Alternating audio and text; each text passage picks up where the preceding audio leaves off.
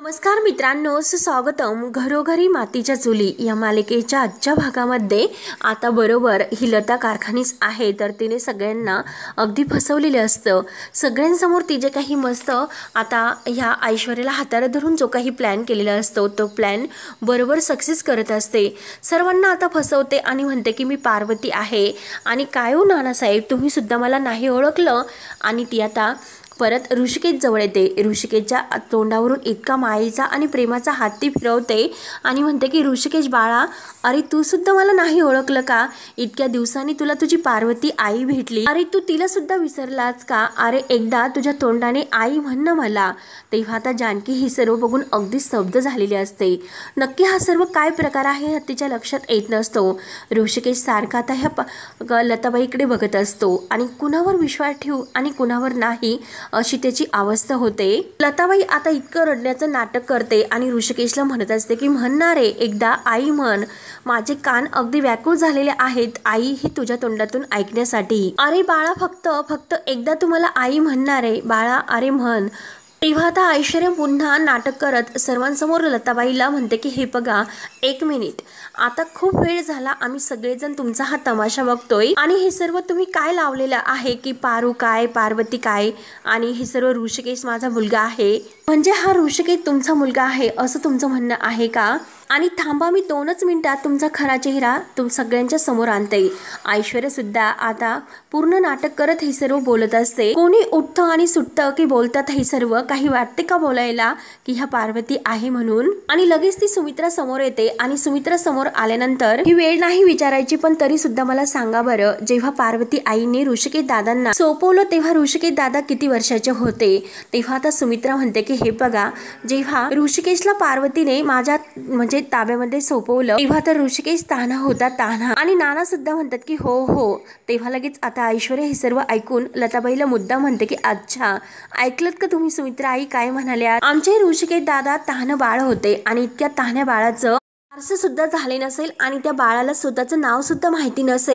त्याला तुम्ही म्हणतात की मला आई म्हणून हाक मार, आणि मला एक गोष्ट सांगा, ज्याला तुम्ही आई म्हणून हाक मार म्हणतात त्याला तर स्वतःचं नाव तर माहितीच नाही, परंतु तुम्हाला त्याचं ऋषिकेश हे नाव आहे कसं माहिती होते? तेव्हा आता आजी म्हणते की हो ना, बरोबर ऐश्वर्या, तू अगदी बरोबर म्हणजे व्यवस्थित विचारले, आता मात्र खरं काय आहे ते सांग। मुद्दाम आता त्या ऐश्वर्या आणि आजी सगळ्यांसमोर लताबाईला आता हा ड्रामा करण्यासाठी भाग पाडतात, कारण हे सगळं काही आहे तर त्यांचे ठरून सुरू असते। तेव्हा लताबाई आता विचारात पडते, ती थोडीशी गंभीर होते, कारण हे तिच्या नाटकाचं एक रूप असते। आजी म्हणते की आता कशी दातखिळी बसली, का उत्तर तू देत नाही? तेव्हा ऐश्वर्या म्हणते बाई काय उत्तर देणार आहे, कारण ही बाई मला भुरटी वाटते। बिचारे आपल्या पार्वती आईचं नाव वापरून ही आपल्या घरात घुसायचा प्रयत्न करते। तेव्हा आता लताबाई मुद्दाम घाबरल्यासारखं करते आणि म्हणते की नाही हो, मीच पार्वती आहे आणि हे सगळं तुम्हाला कसं समजावं? तेव्हा आता लगेच आजी म्हणते की अगं, हे सगळं तू आम्हाला नंतर समजावं, आता जे काही प्रश्न तुला ऐश्वर्याने विचारले आहेत ना त्याच्या अगोदर तू उत्तर दे। मग तुला कसं माहिती बरं याचं नाव ऋषिकेश आहे ते? तेव्हा लगेच आता ऐश्वर्या म्हणते हो, दे ना उत्तर, तुला कसं माहिती की ऋषिकेश त्यांचं नाव आहे के? तेव्हा आता लताबाई म्हणते, रडण्याचं नाटक करते आणि म्हणते की कारण एकदा मी अगदी चोरून ऋषिकेशला बघण्यासाठी आले होते, कारण जेव्हा हे गाव मला सोडायचं होतं आणि ते गाव सोडण्याच्या अगोदर मी एकदा आशीर्वाद बंगल्याच्या गेटजवळ आले होते आणि माझ्या ऋषिकेशला तेव्हा मी बघितलं होतं। दुडू धावणाऱ्या एका लहान मुलाला प्रेमाने हाक मारत होती सुमित्रा, तेव्हा मात्र तिने म्हणजे सुमित्राने अगदी ऋषिकेश म्हणून अशी प्रेमाने हाक मारली आणि ते सर्व बघून तेथेच माझ्या जीवात जीव आला आणि मला तर असे वाटले की जेव्हा सुमित्राने हाक मारली परंतु मीच त्याला हाक मारली की काय असे माझ्या मनाला वाटले होते। तुम्ही खरंच माझ्या मुलाला कधीही अगदी इतक्या मायेने हाक मारू शकले नाही, परंतु खरंच मी तेव्हा माझ्या मनानेच अगदी ती हाक ऐकली होती आणि शेवटी ऋषिकेश हे माझ्या मनात मी हे नाव ठेवलं होतं, मनामध्येच अशी हाक मारत होते की माझा ऋषिकेश, माझा ऋषिकेश। परंतु आता लताबाई जे काही रडण्याचं नाटक करते आणि सर्वांना आता अगदी तीच पार्वती आहे असं आता तिच्यावर विश्वास ठेवण्याचं जे काही नाटक ती करत आहे हे बघून आता सुमित्राला खूप राग येतो। ती आता पार्वती बनण्याचं नाटक करते आणि ऋषिकेशचा हात धरते आणि ऋषिकेश असे ती रडत करत असते। तेव्हा मात्र तेव्हा ह्या लताबाईने ऋषिकेशचे हात धरलेले असतात, तर सुमित्रा पुढे येते रागाने. आता ती ऋषिकेशचे हात तिच्या हातातून सोडवते आणि त्याला सोडा असं रागानेच म्हणते आणि लताबाईला सुद्धा बाजूला करते. तेव्हा आता सुमित्रा सगळ्यांना म्हणते की चला, कोण कुठलीही बाई वाटेल ते बोलते, आपण सगळ्यांनी आता हिचं काही न ऐकून घेता घरी जाऊयात. तेव्हा जानकी आणि ऋषिकेश तर अगदी स्तब्ध होतात, त्यांच्या तोंडातून एकही शब्द निघत नसतो. सुमित्रा आता त्या लताबाईला म्हणत असते की हे बघा, आमच्या पार्वती ताई ह्या जगामध्ये नाही आणि मेलेली माणसं ही जिवंत होत नसतात. तेव्हा आता लताबाई बरोबर नाटक करत म्हणते की अगं सुमित्रा, मी मेले नव्हते, अगं तुला कसं सांगू, मी मेले नव्हते. आणि रडण्याचे नाटक करती पुन्हा हात जोडत नानासाहेबांसमोर येते आणि म्हणते की नानासाहेब, अहो नानासाहेब, तुम्ही माझ्यावर विश्वास ठेवा, अहो मीच तुमची पार्वती आहे. आणि आता जानकीचे हात धरते आणि जानकीला म्हणते की अगं मुली, तू माझ्यावर विश्वास ठेव, मीच खरंच पार्वती आहे, मीच पार्वती आहे. तेव्हा आता जानकीला काही कळत नसते. तेव्हा ऐश्वर्या म्हणते की तुम्ही तिला समजवायला जाऊ नका, ती नावाची जानकी आहे, ती कधीही कुणावर विश्वास ठेवत नसते. तेव्हा आता लगेच लताबाई नाटक करत विचारते की जानकी, ही जानकी कोण आहे? तर ऐश्वर्या म्हणते की तुम्हाला जानकी कोण आहे हे सुद्धा माहिती नाही का? म्हणजे हे बघा, आशीर्वाद बंगल्याच्या गेटवर तुम्ही लपून छपून जानकीला सुद्धा नाही बघितलं का? ऐश्वर्या बरोबर आता त्यांच्यावर संशय येऊ नये म्हणून लताबाईला उलटसुलट प्रश्न मुद्दाम विचारत असते. तर ऐश्वर्या म्हणते की अहो ही जानकी ऋषिकेश दादाची बायको. आता पार्वती बरोबर आता म्हणजे ही लताबाई नाटक करत म्हणते की जानकी माझ्या ऋषिकेशची बायको म्हणून अगदी खूप आनंद झाल्यासारखं आता ती जानकीकडे बघत असते. जानकीच्या चेहऱ्यावरून अगदी माईचा हात फिरवल्याचं नाटक करते आणि म्हणते की जानकी तू माझी सून, खरंच किती गोड आहेस ग तू. आणि आता पुन्हा रडण्याचं नाटक ती जानकी जवळ करते आणि म्हणते की जानकी अगं तू तरी माझ्यावर विश्वास ठेव, अगं मीच तुझ्या नवऱ्याची खरी आई आहे पार्वती. तेव्हा आता जानकी म्हणते की हे बघा, तुम्ही नक्की काय बोलतात हे मला नाही कळत, नक्की तुमचा काहीतरी गैरसमज होतोय. आणि हे बघा, आमच्या पार्वती आई आहे ना ते जगामध्ये नाही, आणि तिकडे बघा त्या घाटावर आम्ही त्यांचं श्राद्ध घालतोय, पूजा करतोय, ऋषिकेशच्या आईंचं श्राद्ध घालतोय, त्यामुळे नक्कीच तुमचा काहीतरी गैरसमज होतोय, कारण पार्वती आई या जगामध्येच नाही, त्या जिवंत सुद्धा नाही. तेव्हा आता ही लताबाई अगदी डोळ्यात पाणी आणत म्हणते की अगं पोरी, जिवंत माणसाचं श्राद्ध करत नसतात. तेव्हा आता जानकी म्हणते की हे बघा, आमच्यावर विश्वास ठेवा, कारण आमच्या पार्वती आई होत्या तर त्यांचा बस अपघातात मृत्यू झाला होता, तुम्हीच सांगा की त्या परत कसं येतील. तेव्हा आता लगेच ही लताबाई म्हणते की कारण त्या बसमध्ये मी बसलेच नव्हते, अगं त्या बसमध्ये बसलेच नव्हते, माझ्यावर विश्वास ठेवा, कारण त्या दिवशी जे काही हे गाव सोडून मी दूरच्या प्रवासाला जाणार होते तेव्हा अचानक मला वाटेमध्ये देवीचं देऊळ दिसलं आणि तेव्हाच मला वाटले होते की हीच माझी आणि देवीची शेवटची भेट असेल. तेव्हा मात्र मी भरभरून अगदी माझ्या ऋषिकेशसाठी आशीर्वाद मागितला होता की माझ्या पोराला आयुष्य दे आणि खरंच माझ्या मुलाला काही कमी पडून देऊ नको, अगदी त्याला सुखात ठेव, म्हणून देवीकडे प्रार्थना करत अगदी भरभरून मी बोलत सुटले ग. यात वेळ गेला परंतु काळ मात्र नाही आला. आणि अहो तेव्हा माझ्याकडून नाना ती बस चुकली हो. अहो मी बस स्टँड पर्यंत पोहोचले होते परंतु ती बस मात्र केव्हाच निघून गेली होती. तेव्हा आता लताबाईचं हे सर्व बोलणं ऐकून सर्वांना एक आणखी मोठा धक्का बसलेला असतो. लताबाई आता बरोबर पार्वती आहे असं पॉइंट नुसार आता सर्वांना सिद्ध करून दाखवत असते. जे काही घडलेलं आहे तर त्याची बरोबर खोटी कहाणी ती बनवते आणि सर्वांना ती सांगत असते. आता ऐश्वर्या, सारंग आणि आजी लताबाईचं हे सर्व काही नाटक आहे ते बघून तर तिच्यावर भलतेच खुश होत असतात. तेव्हा लताबाई पुणे म्हणते की नंतर मला खबर मिळाली की त्या बसचा एक खूप मोठा अपघात झाला म्हणून. आणि तेव्हा ऋषिकेश, अरे दुर्दैवाने मी वाचले म्हणून आता रडण्याचं खूप नाटक करते आणि माझ्या जागी त्या बसमध्ये तेव्हा कोण बसले होते खरंच काही माहिती नाही आणि खूप आता रडत असते. तेव्हा आता सुमित्रा स्पष्ट म्हणते की हे सगळं काही जे काही तुम्ही बोलतात ना ते सर्व खोटं आहे, एकदम खोटं तुम्ही बोलतात, कारण त्यावेळेस मात्र आम्हाला पार्वती ताईंची डेड बॉडी सुद्धा सापडली होती आणि त्यांच्यावर आम्ही अंत्यसंस्कार सुद्धा केले होते. तेव्हा नाना सुद्धा आता मान डोलावतात आणि सुमित्रा पुढे म्हणते की हे सगळं काही तुम्ही सांगतात ना त्या सगळ्यावरून तुम्ही पार्वती नाहीच असू शकत. तेव्हा आता पार्वती आता जे काही आहे म्हणजे ही लताबाई ती म्हणते की अगं सुमित्रा माझं ऐक. तर ऋषिकेश जवळ येते आणि ऋषिकेशला की ऋषिकेश, अरे तू तरी माझ्यावर विश्वास ठेव. तेव्हा ऋषिकेश स्पष्ट शब्दात म्हणतो माझा सुद्धा तुमच्यावर विश्वास नाही. आणि हे बघा काकू, तुम्ही जे काही खोटं बोलतात परंतु हे सत्य आहे की माझी आई पार्वती आई ह्या जगामध्ये नाही. तेव्हा मात्र आता ऐश्वर्या, सारंग एकमेकांकडे बघून खुणावतात. तेव्हा लताबाई आता आणखीनच रडण्याचं नाटक करते आणि सर्वांसमोर म्हणते की ठीक आहे, इतकं सांगून इतके पुरावे देऊन तुमचा माझ्यावर विश्वास नाही ना, तर ठीक आहे ती जाते आणि ऋषिकेश समोर हात म्हणजे जोडत म्हणते की अरे पोरा, खरंच चांगले पांग फेडलेस तू, आईच्या प्रेमाचे तू तर चांगलेच पांग फेडलेस, चांगले पांग तू फेडलेस म्हणून लताबाई जाण्याचं नाटक करत असते। तेव्हा सारंग हळूच ऐश्वर्याला म्हणतो की ऐश्वर्या, अहो ही बाई जाते। तेव्हा आता ऐश्वर्या म्हणते की अहो तुम्ही टेन्शन घेऊ नका, जानकी नक्की तिला थांबवेल। तेव्हा आता ही जी काही लताबाई आहे तर ती तेथून आपले डोळे वगैरे जे काही नाटक करत जायला निघते आणि मनात म्हणते की अरे कोणीतरी थांबवा ना मला कोणीतरी। आणि ही ऐश्वर्या मला तर म्हणाली होती की जानकी नक्की मला थांबवेल म्हणून, परंतु आता इथे तसं काहीच होत नाही। जानकी आता ऋषिकेशला समजावत असते, त्याला आधार देत असते। आता मनामध्ये म्हणते की थांबवा, कोणीतरी मला थांबवा, नाहीतर या रणदिव्यांच्या घरात मला प्रवेश सुद्धा नाही मिळू शकणार। आणि ही ऐश्वर्या तर म्हणाली होती नाहीतर मलाच आता काहीतरी करावं लागेल आणि ह्या ऐश्वर्यालाच मला थांबवावं लागेल, नाहीतर ती ऐश्वर्या मला पैसे सुद्धा देणार नाही। बापरे बापरे, काय करू आणि काय करू असं ती आता स्वतःच्या मनाला म्हणत असते। तेव्हा तर सुमित्रा म्हणते की चला आता इथून निघूयात, कारण हा जो काही प्रकार घडलेला आहे तर त्या प्रकाराने पूर्ण माझं डोकं दुखायला लागलेलं आहे, म्हणून आता कोणी कसलाही विचार न करता तेथून जायला निघतात। परंतु आता ही पार्वती सगळ्यांना थांबा असं म्हणते आणि आता थांबा असं म्हणून ती सगळ्यांच्या समोर येते आणि सर्वांना म्हणते की का मी माझं हे सगळं काही आयुष्य सोडून जायचं, माझी घर माझी माणसं का मी सोडायची, माझं दुसरं आयुष्य मला देवाने परत दिलेले आहे, परंतु माझ्या पहिल्या आयुष्यामध्ये मी सगळ्यांना बरंचसं काही दिलेलं आहे, मी सगळ्यांसाठी इतकं काही केलं, परंतु आज मात्र सगळेजण माझ्या बाजूने पाठ फिरवतात। ज्या बाईच्या हातामध्ये मी माझं घर आणि मूल सोपवलं होतं ती बाईच माझ्या विरोधात बोलते आणि ज्या मुलाला मी जन्म दिला होता तो सुद्धा माझ्यावर विश्वास ठेवत नाही आणि नानासाहेबांच्या समोर येते आणि म्हणते की ह्या सगळ्यांचं राहून द्या, परंतु नानासाहेब तुम्ही सुद्धा मला ओळखत नाही आणि आपल्या मंगळसूत्राला हात लावत म्हणते की अहो नानासाहेब, तुम्ही तर माझ्या गळ्यामध्ये मंगळसूत्र घातलं होतं आणि तरी सुद्धा तुम्ही मला ओळखत नाही, तुम्ही सुद्धा हे मान्य करायला तयार नाहीत की मी तुमची बायको आहे म्हणून सगळ्यांनी माझ्याकडे पाठ फिरवली, नानासाहेब तुम्ही सुद्धा मला ओळखलं नाही।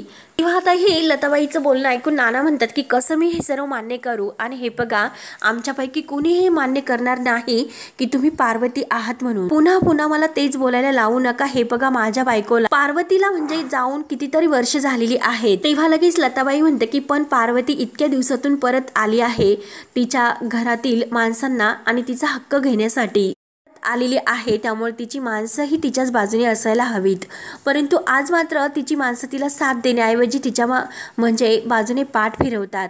खरंच हे माझे दुर्दैव आहे, म्हणून नाटक करण्यामध्ये आता पार्वती अगदी एक्सपर्ट असते, म्हणजे ही लताबाईची पार्वतीचं नाटक करते। तेव्हा आता सुमित्राला भलताच राग येतो। सुमित्रा म्हणते की अगं कोण कुठली तू आणि कोणता हक्क, कोणत्या हक्काबद्दल तू बोलतेस, आणि एक गोष्ट लक्षात ठेव की ही सगळी काही माझी माणसं आहेत, माझे पती आहेत आणि हा ऋषिकेश माझा मुलगा आहे, हे सगळं काही लक्षात घे, कारण पार्वती आई आम्हाला केव्हाच सोडून गेलेल्या आहेत, तू आमच्या पार्वती आई होण्याचं नाटक करते। तेव्हा लगेच आता ही लताबाई म्हणते की काय गो कसला हक्क सांगतेस, जे काही उसनं मिळालेलं असतं ना तर त्यावर कसलाही हक्क नसतो, मित्रा ही गोष्ट तू लक्षात ठेव। आता हा लताबाईचा डायलॉग बघून ऐश्वर्या तर खुश होते।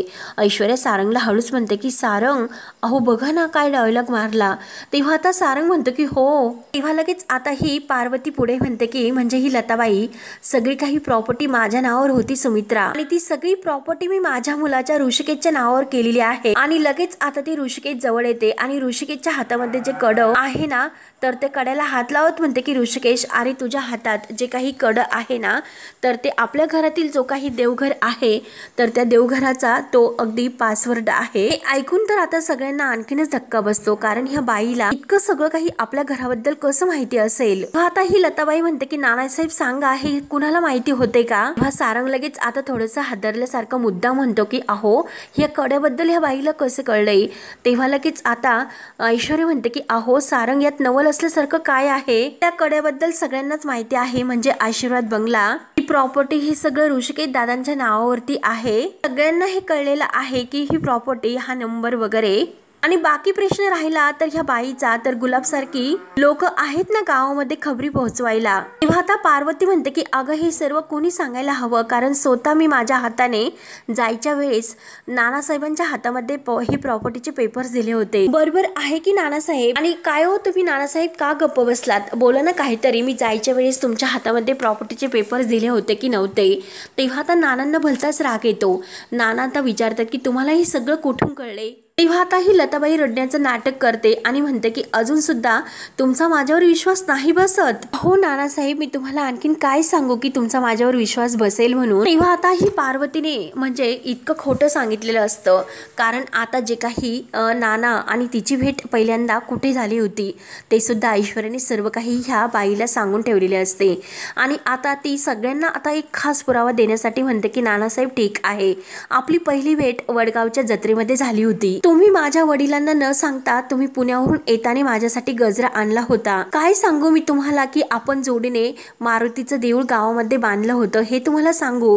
तेव्हा आता हे सर्व ऐकल्यानंतर आता सर्वांना आणखीनच जबर धक्का बसतो. नानासाहेब, तुम्ही का मला ओळखत नाही की मी हे सांगू का? लग्नामध्ये आपण म्हणजे तुम्ही जो आवडीचा मला शालू घेतला होता नारंगी रंगाचा, तो मी नेसले होते, हे सांगू का? सांगा ना नानासाहेब, अजून मी तुम्हाला काय आपल्या आठवणी सांगू? सांगा सांगा सांगा ना, मी आणखीन काय सांगू की म्हणजे तुमचा विश्वास बसेल?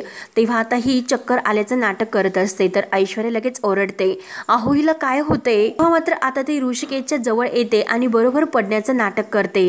तर ऋषिकेश आता तिला धरतो आणि जानकी सुद्धा. तेव्हा आता जानकी लगेच ओरडते की सारंग भाऊजी गाडी काढा, आपण यांना घरी घेऊन जाऊयात. तेव्हा आता सारंग म्हणतो की हो हो त्यांना घरीच न्यावं लागेल. तर जानकी लगेच आता त्या लताबाईला धरते. मात्र आता ऐश्वर्या ह्या लताबाईला घरी नेणार म्हणून इतकी खुश असते आणि ती मनात म्हणते की आता ह्या पार्वतीची पाऊल आहे तर ती रणदिव्यांच्या घरामध्ये पडणारच. आणि ह्या जानकीला तिच्या घरामध्ये जे काही गोकुळ आहे तर त्या गोकुळात महाभारत घडणार म्हणजे घडणारच म्हणून ऐश्वर्या अगदी खुश होत असते. त्यानंतर आता त्या लताबाईला अगदी गेस्ट रूम मध्ये सगळेजण घेऊन येतात. तर जानकी आता तिचं सगळं काही व्यवस्थित करून इकडे ऋषिकेश जवळ येते आणि ऋषिकेशला म्हणत असते की ऋषिकेश हे बघा, त्या बाईला अजून शुद्ध आलेली नाही. परंतु ऋषिकेशचं मात्र जानकीच्या बोलण्याकडे लक्ष नसते, तो सारखा आपल्या त्या कड्याकडे बघत असतो.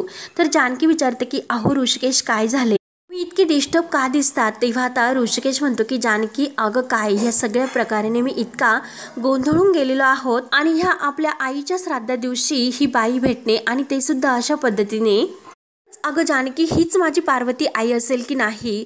तेव्हा आता जानकी म्हणते की मला सुद्धा माहिती नाही ऋषिकेश, कारण आपल्याकडे असा कोणताही ठोस पुरावा नाही, म्हणून अगोदर कोणत्याच गोष्टीवर विश्वास न ठेवलेला बरा राहील. तेव्हा आता ऋषिकेश म्हणतो की अगं जानकी, पण इतके दिवस जे काही संकेत मिळत होते त्याचं काय? जो काही पार्वतीच्या नावाने आलेला रॉंग कॉल आणि त्या दिवशी सुद्धा देवळामध्ये जे काही त्या बाईने सांगितले की हरवलेली व्यक्ती पुन्हा येईल म्हणून, ऐश्वर्याने बरोबर प्लॅन करून आता सगळं काही सेटिंग व्यवस्थित लावून ठेवलेली असते. आणि ऋषिकेशला असे वाटते की नक्की हेच आपल्याला संकेत मिळालेले आहे आणि ती बाई सुद्धा आता यावेळेस आता या घरात आली म्हणून. आणि जेव्हा मी अगदी गाडीतून रोडने जात होतो तेव्हा रस्त्यामध्ये मला ती हिरवी साडी नेसलेली आणि हातात त्या हिरव्या बांगड्या घातलेली ती बाई मला दिसली आणि आपल्याच घराच्या अंगणामध्ये आपल्या जे काही पार्वती आई घालत असते तर त्या हिरव्या बांगड्या सुद्धा सापडल्यात.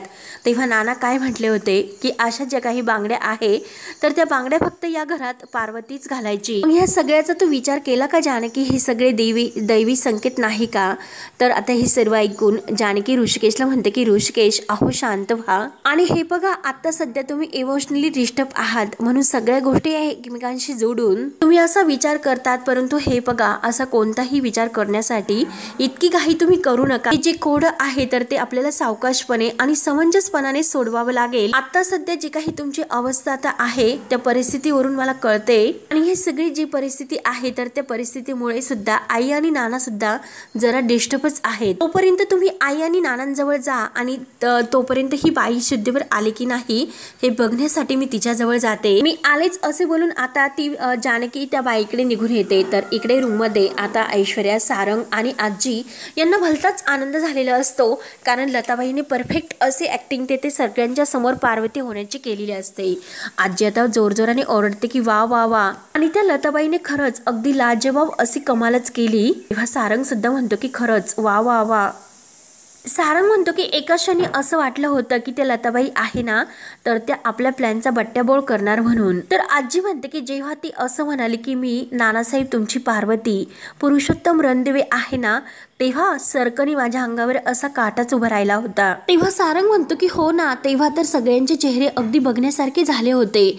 सगळेजण अगदी आश्चर्याने बघतच होते. आणि जेव्हा त्या लताबाई इतकं रडत होत्या आणि जेव्हा त्यांचं रडून झाले आणि जेव्हा त्या गचकन फिरल्या आणि जायला निघाल्या तेव्हा तर आपल्याला काय वाटलं होतं जानकी बहिणी त्यांना थांबवेल म्हणून, परंतु जानकी बहिणीने तर त्यांना थांबवलं नाहीच. परंतु त्यावेळेस मात्र ती लताबाई स्वतःच थांबल्या आणि मागे वळून फिरल्या. तेव्हा आजी म्हणते की आणि ती चक्कर येऊन पडली. तेव्हा लगेच सारंग म्हणतो की हो हो हो.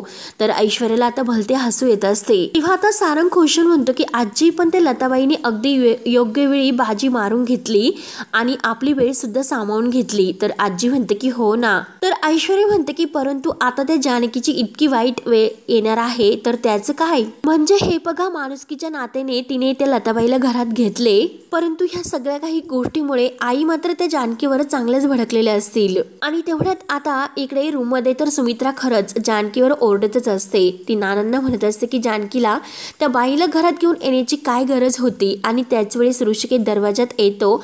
नाना आणि सुमित्राचं जे काही बोलणं आहे तर ते ऋषिकेशच्या कानावर पडते. तेव्हा ऋषिकेशला बघून आता सुमित्रा म्हणते की अरे ऋषिकेश, तू त्या जानकीचा ऐकून का विश्वास ठेवला, कशाला तू तिचं ऐकायला होतं.